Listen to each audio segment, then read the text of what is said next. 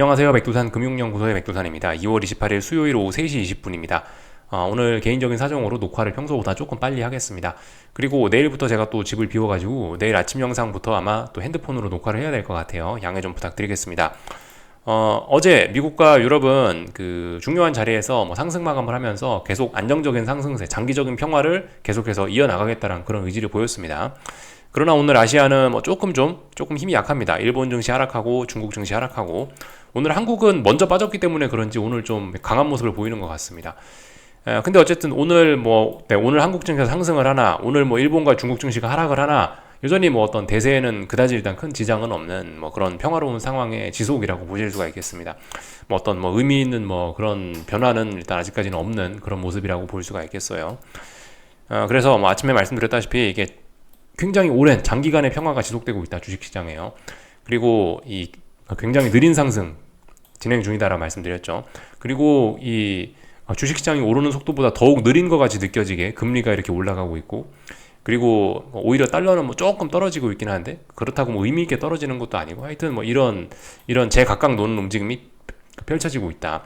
어떠한 뭐 경제 지표나 뭐 이런 것도 지금 주식시장에 딱히 뭐 그 영향을 미치거나 그러진 못하고 있고, 유동성과 어떤 낙관적인 분위기로 인해서 주식시장이 계속해서 그냥 밀려 올라가는 뭐 이런 현상이 계속해서 지속되고 있는 거죠. 그래서 아침 영상에서 이런 이야기 좀 드렸습니다. 한번 그 생각해 보실 필요가 있을 거예요. 여러분들도 분명히. 지금 장기간의 평화라고 제가 표현을 드리고 있는데, 아침에 보여드렸던 그런 뭐 데이터에 따르면은 S&P 기준으로 해서, 그죠? 17주 중에 15주가 상승한 독특한 케이스인데, 이게 이제 30년 만에 한번 일어나는 뭐 그런 일이라고 아침에 데이터 보여드렸었죠. 지금 시세는 굉장히 장기간 평화로운 시세인데, 이 장기간 평화로운 게 얼마나 독특했냐면은 30년 만에 한번 일어나는 그런 시세다라는 겁니다. 그만큼 낮은 확률이라는 거를 좀 이야기를 하는 건데, 정규분표포를 이렇게 딱 그려보면은 지금은 우리는 이렇게 극단적인 쪽 끝쪽에 와 있는 거라고요. 근데 뭐라고 말씀드렸죠? 어떤 이런 이 금융시장이나 이 주식시장이나 이런 곳은 이제 확률의 논리, 어떤 통계의 논리 그런 걸로 움직이는데, 확률과 통계 뭐 그런 개념으로 봤을 때는 이런 극단적인 값은 결과적으로 평균으로 회귀할 수밖에 없다고요. 계속 이 상태로 갈 수는 없습니다. 어쨌든 이 확률과 통계 이런 논리로 움직이기 때문에 대부분 다 결국 다시 평균값으로 회귀를 하게 돼 있어요. 튀어나온 못은 다시 이제 눌러지기 마련이란 말입니다. 튀어나온 못은 반드시 다시 들어간다, 다시 평평해진다 이거예요. 그런 논리를 좀 한 번쯤 그런 생각을 좀 한 번쯤 떠올릴 때가 지금이 아닌가 싶습니다. 그래서 뭐 저같이 이런 생각을 하시는 분들 같은 경우는 사실 지금 주식을 사는 게 조금 좀 추격의 의미가 좀 강한, 그렇게 일단 좀 볼 수가 있을 것 같아요. 물론 뭐 지금 신고가 랠리 중이고 하락의 신호가 없으니 그냥 편안하게 생각해서 주식을 뭐 계속해서 뭐 사고 뭐 지수를 상방 추종하고 할 수 있는데, 솔직히 근데 지금 상황은 이 말씀드렸다시피 좀 굉장히 극단적인 이런 상황이기 때문에 좀 추격의 의미가 저는 좀 계속해서 좀 강하지 않나라고 좀 그렇게 생각을 하고 있어요. 그렇기 때문에 뭐 일단 가만히 있죠. 여기서 하방 베팅 할 수도 없고, 하방 베팅의 근거는 아직 없으니 하방 베팅 할 수도 없고, 그렇다고 위쪽으로 사기에는 위쪽으로 지금 시세를 추종하기에는 그것도 좀 추격의 의미가 좀 있는 것 같으니 부담스러워서 그것도 못하고 있고, 그래서 일단 뭐 가만히 있다라는 이야기를 드리고 있습니다. 이거 나스닥인데요. 나스닥이 지금 사실 보시면은 결과적으로 이게 굉장히 느릿느릿한 상승을 하고 있거든요. 이게 한두 달 동안 결국 여기서부터 여기까지 오른 거랍니다. 한두 달, 지금 이게 언제죠? 1월 말부터 해서 지금 한 달 동안 요만큼 움직인 거예요, 결과적으로. 한 달 동안에 그 나스닥 지수 위아래로 왔다 갔다 했지만 결과적으로 3%, 4%. 이 상승 탄력이 너무나 없다 보니까 이런 상황에서 참 이거를 뭐 주식을 매수하기도. 근데 어쨌든 그 지금 이제 뭐 만약에 이제 내가 뭐 주식을 사고 싶다 하시는 분들은 사실 오늘 밤 같은 때에 사실 뭐 주식 사는 게 맞긴 맞습니다. 그러니까 지금 같은 어떤 이런 좀 빡빡한 상승이 이렇게 뭐 지속되고 있을 때는 주식을 매수하시고 싶으시면은 눌림시 매수 전략을 쓰거나, 아니면은 이제 어떤 중요한 저항을 넘어갈 때 그런 때 이제 그런 자리에서 주식을 사면 되긴 되거든요. 그래서 이제 뭐 제가 그 말씀을 드렸던 게, 예를 들면 뭐 2월 중순 이런 자리에서 말씀드린 게, 지금 차라리 조정이 나오면은 그럼 이제 눌림시 매수 전략을 해라 라는 이야기를 좀 드렸었죠. 그래서 이제 그때 당시 실제로 이렇게 눌림이 나왔었고, 눌림시 매수 전략 하면은 뭐 조금 먹을 수 있었다. 뭐 아니면 뭐 이런 아니면 뭐 엔비디아 실적 발표 전에 이렇게 뭐 눌림이 나왔을 때 그럴 때 뭐 주식을 사면 먹을 수 있었다. 그러니까 지금은 눌림시 매수 해서 먹거나, 아니면은 이제 그러니까 지금 주식을 만약 사고 싶다, 만약에 내가 상방 베팅을 하고 싶다라고 한다면은 이런 전략, 눌림시 매수로 가거나, 아니면 그죠? 아니면 오늘 밤 같이 이렇게 중요한 쌍고점 자리예요. 아니면 매우 무거운 저항, 아니면 중요한 자리입니다. 이런 자리를 이제 넘어갈랑 말랑 할 때 뭐 이런 자리에서 이런 자리 주식을 사거나 이 두 가지 방법이 있을 수 있겠죠, 그죠? 지금 만약 주식을 산다라고 한다면은 이런 가격 조정이 나왔을 때, 혹은 이제 기간 조정을 끝내고 중요한 저항을 넘어가려고 할 때, 이런 때 만약 그러니까 이런 기회에서 주식을 사면은 되긴 된다. 근데 아무튼 이런 자리에서 지금 주식 사는 게 저는 개인적으로 하여튼 뭐 어떤 뭔가 저는 일단 뭔가 진입을 한다라고 한다면 기본적으로 좀 목표치를 좀 크게 가질 수 있는 자리에서 좀 진입을 하는 그런 성향이라서 이런 자리에서는 일단 저는 가만히 있습니다. 지금 자리에서 솔직히 주식을 사봐야 조금 좀 추격의 의미가 좀 있을 것 같고, 차라리 여기서는 이제 둥구스름한 천장형이 나오거나 이렇게 쌍고점이 잘 만들어진다면은 여기서는 차라리 하락으로서는 조금 목표치가 좀 크지 않을까라는 생각을 개인적으로 갖고 있어서 그래서 일단 가만히 있습니다. 아래쪽으로 진입할 만한 근거는 없고 위쪽으로 추격하기는 좀 재미가 좀 없을 것 같고, 그래서 하여튼 가만히 있어요. 계속해서 어쨌든 하방 진입을 나스닥을 하려고 하긴 했는데, 계속해서 이번 주 내내 좀, 혹은 뭐 지난주부터 해서 엔비디아 실적 발표 이후부터 해서 주목을 했는데, 아직까지 어쨌든 제가 원하는 모양의 제가 칠 수 있는 좋은 공이 던져지지가 않아갖고 아직까지 배트를 휘두르지는 않고 있는 그런 상황입니다. 하여튼 엔비디아 실적 발표가 그저 22일 날 났는데 그 뒤로 보시다시피 아무 반응이 없습니다. 시장 반응이 아무것도 없어요. 지금까지 흐름으로 봤을 때는 일단 엔비디아 실적 발표가 오버슈팅일 가능성이 좀 있긴 있습니다. 그런 관점으로 좀 생각해 보시면 좋을 것 같아요. 하여튼 잊으시면 안 되겠습니다. 엔비디아 실적 발표라든가 이런 거. 그리고 아무튼 목요일 날, 내일 밤인데, 내일 밤에 미국 물가지표 발표되는 게 또 조금 중요하겠죠. 뭐 그 뒤에는 좀 움직이려나 모르겠습니다. 그 물가지표와 관련해서는 뭐 개인적으로는 그렇게 생각을 해요. 지금 시장이 워낙 낙관적인 생각을 하고 있다 말씀드렸죠. 그래서 실제로 지난 2월 중순에 저기 CPI 발표됐던 거 아마 기억하시려나 모르겠는데, 이때 물가지표가 오래간만에 예상을 상회했었죠.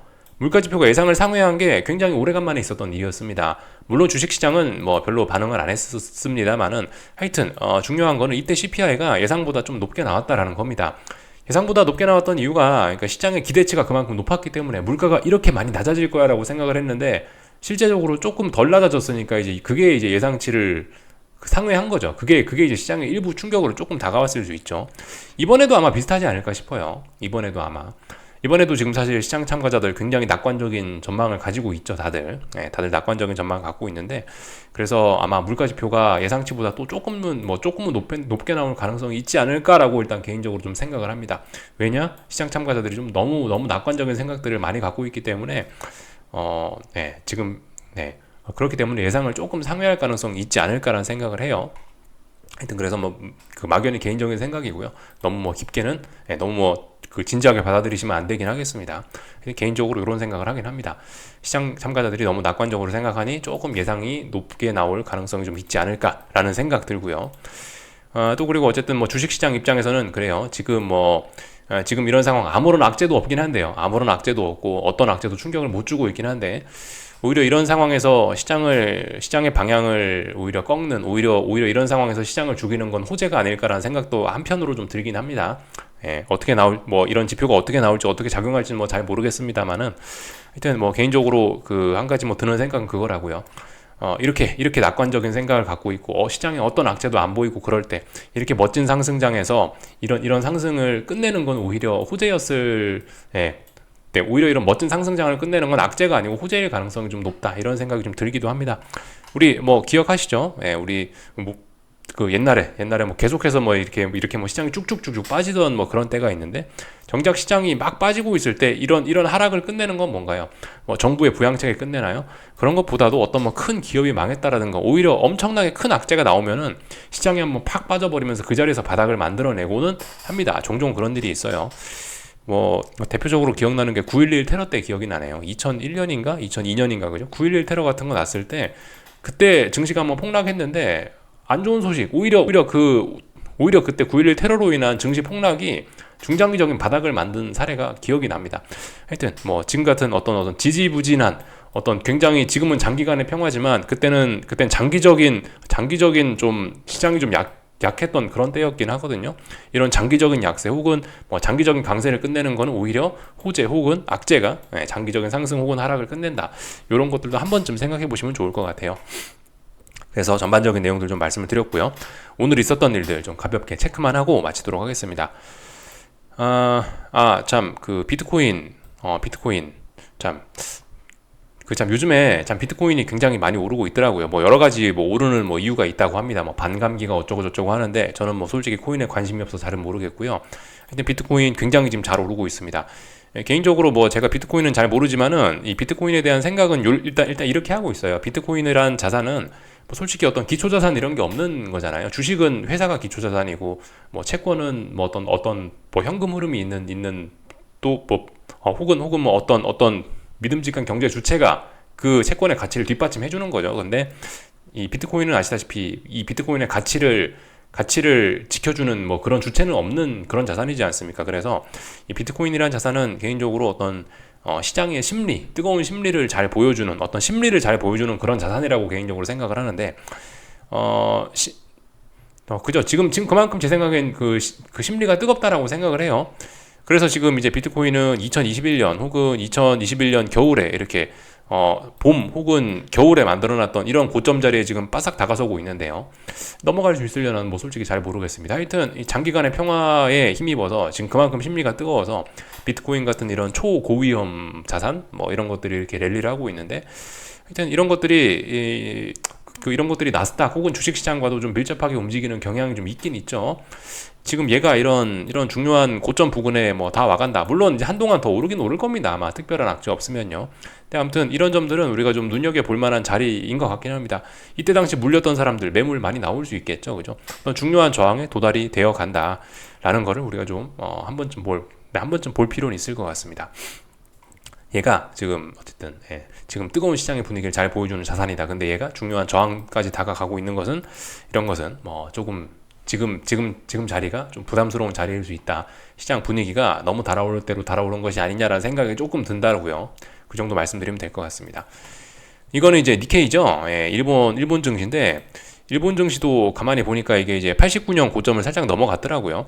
이것도 어떻게 보면 뭐 비트코인 좀 전에 제가 보여드렸던 비트코인 차트와 좀 비슷한 느낌이지 않나라는 생각도 뭐 조금 뭐 들기도 하고요. 하여튼 굉장히 부담스러운 저항까지 올라오긴 올라왔습니다. 단기적인 움직임들 보시면 어쨌든 근데 굉장히 둔화가 되어 있는 건 맞습니다. 단기 고점 정도 만들어졌을 가능성이 좀 있긴 있는데 그렇다라고 해서 얘가 보시면 지난번처럼 이렇게 음봉 하는 것도 아니고 얘가 음봉 양봉하고 있죠. 어떻게 하여튼 전반적으로 아직까지 대기 매수세 이런 게 많아가지고요. 여기서 뭐 가격 조정이 나온다는 그런 이야기도 없고 이게 뭐 방향을 전환한다는 그런 신호도 없고 어쨌든 아직까지 굉장히 잘 올라가고 있긴 합니다. 뭐 특별히 뭐 다른 거 드릴 이야기는 없습니다. 단기 고점 정도 나왔을 가능성은 있는데 그마저도 이제 뭐 그마저도 뭐 내일 밤에 물가지표 나오면서 또 올라가 버리면 또 뭐 그만이에요. 하여튼 굉장히 잘 올라가고 있습니다. 그러니까 만약에 이제 일본 증시를 뭐 매수하고 싶으신 분들은 차라리 뭐 이렇게 옆으로 베일베일 길 때 이런 때 이제 뭐 매수를 하면 되긴 됩니다. 근데 뭐 개인적으로 좀 그런 거는 좀 아닌 것 같다는 지금 와서 89년 고점 부근에서 이걸 하는 거는 조금 좀 무리가 좀 있지 않겠냐라는 생각이 좀 개인적으로 뭐 계속해서 들긴 듭니다. 장기간의 그저 평화가 좀 지속되고 있다고요.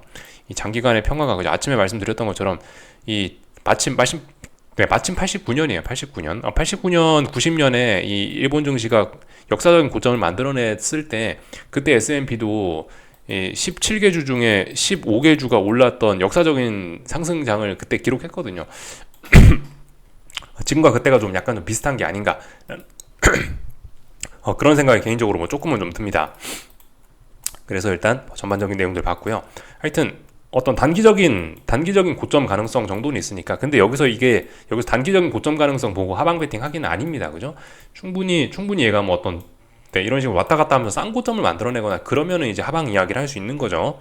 아직 일본 증시 이런 거는 하방 이야기를 하기는 조금 좀 무리가 있긴 있습니다. 중국 증시 볼까요? 중국 증시는 이제 보시다시피 잘 오르다가 최근에 좀 상승이 좀 둔화가 되고 있습니다. 그만큼 많이 왔다는 거겠죠. 어딘가 이제 저항을 의식하고 있다라는 뭐 그런 거겠죠. 보시면은 2월 26일 날 하루 하락했던 게 약간의 영향을 미치고 있긴 있는 거예요. 지금 사실 이 음봉은 이제 별 의미가 없어지긴 없어졌는데, 근데 대략적으로 이제 이 정도 부근에 어떤 저항이 있구나라는 걸 이제 의식을 하고 있는 겁니다. 물론 이제 지금은 극복됐으니 이 26일날 하락이 별 의미가 없어졌을 수 있지만 어쨌든 대략적으로 지금 이 정도 부근에서 잘 못 움직이고 있는 건 맞아요. 중국 증시는 지금 단기 고점 정도 좀 만들어졌을 수 있고요. 만약에 이제 여기서 이제 세계 증시가 좀 쿨럭쿨럭하거나 뭐 여기서 조금 좀 잘못된다면은 중국 증시는 이제 다시 한번 지난번 하락의 영향을 좀 크게 받아서 다시 한번 좀 크게 출렁할 수 있긴 있습니다. 특별한 일 없으면 크게 출렁할 때 주식 사면 되죠. 중장기적인 바닥 가능성 충분히 있으니까요, 그죠? 네, 이렇게 볼 수가 있을 것 같아요. 중국 증시. 하여튼 지난번 음봉은 분명히 극복은 했으나 지난번 음봉의 어떤 영향은 조금씩 남아 있는 겁니다. 이거 좀 이따 제가 코스닥 지수 보여드릴 건데 코스닥 지수와 좀 비슷한 모양이 좀 이렇게 코스닥 지수가 이런 식으로 되지 않을까라는 생각을 개인적으로 좀 하고 있어요. 조금만 좀 이따가 보도록 하겠습니다. 뭐 간단하게 환율들 좀 체크하자면요. 뭐 이거는 저기 달러 위안 환율이죠. 달러 위안 환율인데 뭐 특별한 변화는 없이 하여튼 우상향 일단 하고는 있습니다. 우상향.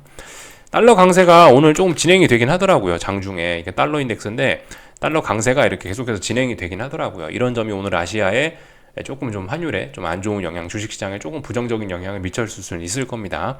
달러가 저렇게 움직였다는 거. 일본 엔화 같은 것도 지금 보시면 계속해서 약세. 어제는 하락을 하면서 이렇게 쌍고점 가능성을 좀 보였지만 오늘 다시 그 음봉을 극복하려고 하고 있으니 더 올라갈 생각이 일단 있어 보입니다. 뭐이 정도 일단 뭐 체크만 했어요. 가볍게.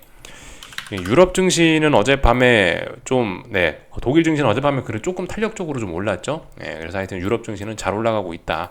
이거 한마디면 뭐 될 것 같긴 합니다. 전반적인 내용들 그냥 쭉 다 살펴봤어요. 오늘 한국 증시는 이제 전일 하락을 거의 다 되돌리고 있긴 합니다. 제가 좀 전에 말씀드렸던 것처럼 그 중국 상해종합하고 좀 비슷한 느낌으로 좀 가지 않을까라는 생각이 좀 있긴 있어요. 지금 보시면 이제 결과적으로 사실 26일날 상해종합이 하락했던 거를 거의 극복하긴 해서 별 영향이 없긴 한데 어쨌든 여기 어딘가에 이제 26일날 하락으로 인해서 이쪽 어딘가에 저항을 의식하고 지금 잘 못 올라가고 있는 게 맞죠, 그죠? 분명히 잘 못 올라가고 있는 게 맞습니다. 이런 식으로 좀 은은한 영향을 미치고 있는 건데 26일날 하락했던 게 은은한 영향을 미치고 있는 건데 지금 현재 한국 증시는 오늘 이제 27일날 어제 상해종합이 상승했던 것처럼 지금 2단계에 와 있는 게 아닐까라고 일단 개인적으로 그렇게 일단 좀 보고 있어요. 보시다시피 뭐 전일 하락을 완전히 다 되돌리고 있고 이 코스닥 150도 전일 하락을 완전히 뭐 거의 다 되돌리긴 했습니다. 근데 분명 어제 말씀드렸다시피 어제에 나왔던 이런 음봉들은 분명히 조금 좀 의미가 있긴 있을 거라고 뭐 그렇게 좀 판단을 합니다. 그래서 이런 음봉들의 영향이 물론 이제 오늘 많이 되돌려지면서 음봉들의 영향이 좀 많이 없어지긴 했는데 지금 이렇게 음봉이 나왔던 이런 자리들이 어떤 좀 중요한 저항 부근이다. 그래서 상승 탄력이 좀 많이 좀 둔화될 수가 있고 여기서 자칫 잘못하면은 아래쪽으로 방향도 꺾일 수 있는 뭐 그런 자리라고 조금 좀 그렇게 좀 생각을 하는 게 좀 좋을 것 같습니다. 지금 자리가 어쨌든 전일 하락했던 거 다 되돌리긴 했습니다만은 이 보시면 지난 결과적으로 선물 360을 못 넘으면서 이렇게 코스피가 이렇게 움직인 거잖아요. 그러니까 충분히 반등시 매도 전략 할 만한 근거는 있는 것 같습니다. 물론 이제 어제 붕괴시켰던 354를 다시 돌파한착하면서 단기적으로는 좀 굉장히 좀 혼조한 구간으로 또 다시 박스권으로 들어왔으니까 단기적으로 좀 혼조해지긴 했는데 어쨌든 이제 지난 보시면 23일, 26일, 27일 이렇게 3거래일 동안 코스피가 이렇게 좀 부진했던 이런 모습들을 좀 생각을 해보시면 여전히 지난 3거래일 동안 부진했던 이런 영향들을 지금 받고 있다라고 보시는 게 좋을 것 같고 어쨌든 어제 하락은 코스피가 다 극복했을지 모르겠지만은 좀 전일의 하락의 그런 영향은 좀 계속해서 좀 남아 있을 수 있다라고 봅니다. 그래서 지금 이렇게 상해종합처럼 이런 식으로 좀 움직이지 않을까. 이제 앞으로 상승을 하더라도 굉장히 좀 둔화가 되거나 어쩌면 이 주변에서 둥구스름한 천장형을 만들려는 뭐 그런 모습이 한국 증시에서도 비슷하게 등장하지 않을까라는 생각이 들어요. 둥구스름한 천장형을 만드는 뭐 그런 과정 중이 아닐까라고 뭐 그렇게 일단 좀 생각을 해보고 있습니다. 코스닥도 그래요. 코스닥도 지금 보시다시피 이 자리가 중요한 굉장히 무거운 저항입니다. 지난 이 자리에서 몇 주 동안 여기서 빌빌빌 기었고 여기서 저항을 누적시켰기 때문에 여기서 얘가 이번에 넘어간다? 글쎄요, 이제 미국 증시가 본격적으로 폭등을 하면 모르겠는데 여기서 이렇게 둥구스름한 천장형 충분히 가능성이 있다라고 봅니다. 전일 하락 비록 거의 다 극복하긴 했지만 이제 코스닥 150 지수 입장에서 가장 중요한 자리는 1400입니다. 1400. 조금 엄밀히 따지면은 이제 1398이 될 텐데 1398이나 1400이나 그게 그거니까 1400이라고 표현할게요. 하여튼 코스닥 150 현물 지수 기준으로 해서 이 1400이라는 자리는 좀 무거운 저항이 돼서 앞으로 좀 움직임이 좀 둔화가 되지 않을까. 그래서 이 상해 종합처럼 좀 이런 식으로 좀 움직임이 좀 진행이 되지 않을까라는 생각이 좀 듭니다. 오늘 올랐지만 뭐 일단 뭐 상승에 대한 그렇게 큰 의미 아직 40분이라 마감은 안 됐는데 이 보시다시피 거래량도 지금 좀 부진하려고 하고 있죠, 그죠? 아마도 계속해서 거래량도 뭐 줄어들 거고 이런 모습들을 보면은 일단 뭐 별로 그렇게 오늘의 상승이 막 진심으로 보이거나 일단 별로 좀 그렇지는 않은 모습이긴 합니다. 이때 이 정도까지 좀 말씀을 드리면 될 것 같고요. 하여튼 풋옵션이 오늘 이제 시장이 이렇게 상승을 하면서 풋옵션이 훅 죽었어요. 또 그래갖고 또 시장이 또 급락 폭락은 또 아니게 됐습니다. 급락 폭락 가능성은 또 싹 죽어버리고 그렇다고 여기서 콜옵션이 살아나기에는 그것도 또 아닙니다. 왜냐하면 선물 360 부근에 저항이 워낙 많이 생겨버렸기 때문에 콜옵션이 여기서 막 급등을 하고 급등 폭등 랠리 그것도 한국 증시는 아니고 그렇다고 이제 급락 폭락 그것도 아니고 말씀드렸다시피 이제 답답한 구간에 진입했다고요, 그죠? 딱 그렇게 됐습니다. 네, 그렇게 돼서 하여튼 계속해서 좀 깝깝함이 이어지게 됐다라는 겁니다.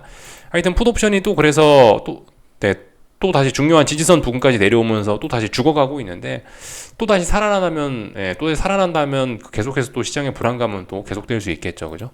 요 정도 뭐 보면 될 것 같습니다. 하여튼 계속해서 좀 답답한 상황이라 가지고 뭐 제가 뭐 특별히 사실 뭐 점검할 것도 없고 그냥 시간만 보내고 있는 뭐 그런 상황입니다. 중요한 자리 붕괴시켰다가도 뭐 다시 돌파한 척하고 하여튼 뭐 그래요. 물가 지표가 나오면 좀 움직이려나 잘 모르겠습니다. 그래서 하여튼 뭐 밤마다 나스닥 잘 보고 있고 모릅니다. 오늘 밤도 만약에 이제 중요한 자리 넘어가야 되는데 못 넘어간다. 그러면은 이제 오늘 밤도 나스닥 뭔가 한 숟가락 얹어볼 생각이 있긴 있는데 하여튼 오늘 밤에 그런 기회가 올려나는 모르겠습니다. 하여튼 뭐 환율은 계속해서 답답한 그런 구간이 있는데 분명히 근데 얘도 위쪽으로 올라가고 있는 그런 거는 느껴지죠. 어쨌든 위쪽으로 올라가고 있는 이런 힘 자체가 좀 더 강한 거는 어쨌든 우리가 알 수는 있죠.